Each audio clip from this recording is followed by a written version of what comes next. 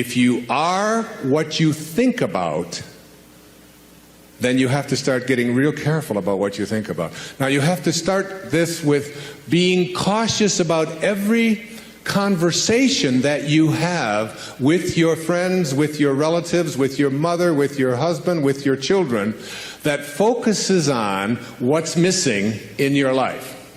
Because if you want to attract something into your life, something good, something grand, something godlike, something prosperous, something of well-being, health, whatever it might be, if you want to attract that into your life, but you're talking about what's missing and thinking about what's missing, and you understand that what you think about is what expands, you will continue to expand more of what's missing, and you'll continue to attract what's missing in your life. I never talk about what's missing in my life.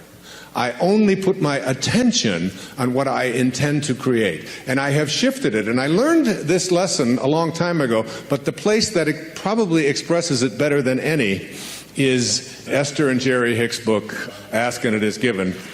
The teachings of Abraham, it's called Learning to Manifest Your Desires, have more than anything, I think they're the greatest, among the really greatest teachings on the planet today. And I know Esther and Jerry, I know them well, I've been with them on many occasions. It's about practicing this idea of not putting your thoughts on what is missing and shifting it to, it's on its way. It's on its way. It's on its way. 4 words, just get them tattooed someplace inside of you.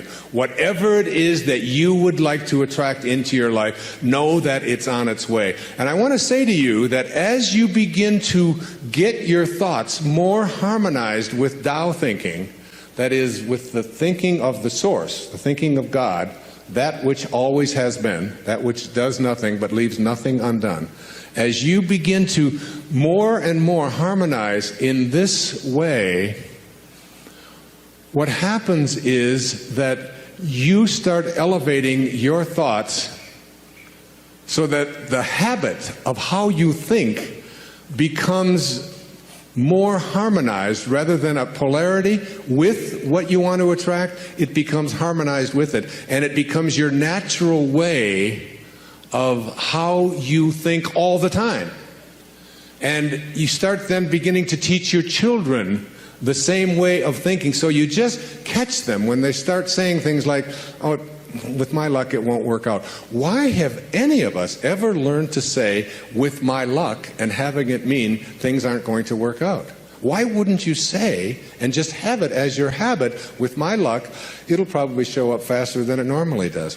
Why not have that kind of a way? Because here's what happens.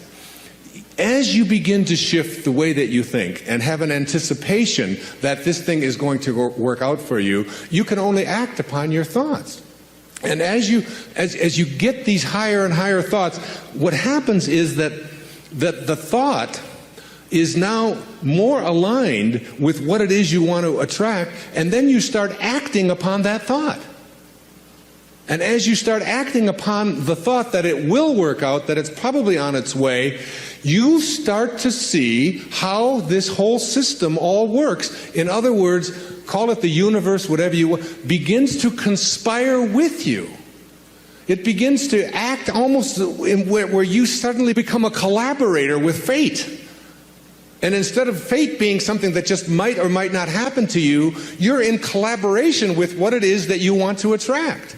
I mean, ask any physician, there's physicians here today, ask them about something called the will to live. Ask them about somebody who's going in for a corneal transplant and thinks that I'm going to see when this thing is done, rather than someone who thinks it probably won't work out. And which one would they rather work with? What is this thing called the will to live? What is this thing, this inner kind of thing that says, I refuse to allow myself to think? I say to my mother, who's 90 years old, almost 91 years old. I was with her for the last 5 days, every day, all morning long with her. And she's been going through some difficulties and so on. Most of you saw her on the PBS show, if you saw The Inspiration. She has always said to me how she was going to die. She said it to me when she was 60. what her death was going to look like, when she was going to die in her sleep, and it was going to be, it was going to be a peaceful thing, and she was going to do it when she was ready. When she was ready, she would leave, and she would know when it was time. And she says, and don't think it's time. I said, well, you got a hangnail there. Maybe we should just move on with it. And she said, no, I'll tell you when I'm ready. But she has always said, I will never allow Alzheimer's into my life. She's always said that is not something. She'll say things like, well, I can't remember this name quite as well as I did before, but that concept of it's just not anything that I've ever allowed myself to think is a possibility. And I said to her, well, what if you're wrong? She'll say, well, who'll know the difference? And they've done research on this, in studies on gerontology, where what does your life look like from 60 plus versus what does your life look like from 60 down to into your 20s? That people who live a dynamic life into their 60s, 70s, 80s, and 90s, people who feel strong, who don't feel that getting older means that I have to in any way decline any place, physically or mentally. Getting older has nothing to do with the concept of declining. That when people are in their 20s and 30s and 40s and 50s, and this is their perception of what their life is going to be like when they're in their 60s, that those people have a much greater chance of not attracting the kinds of diseases that are so much age-related as do people who think of old as infirm and declining throughout their 20s, 30s, 40s, and 50s. That you change the way you believe about that and you say declining is not a possibility. I don't think about what's missing.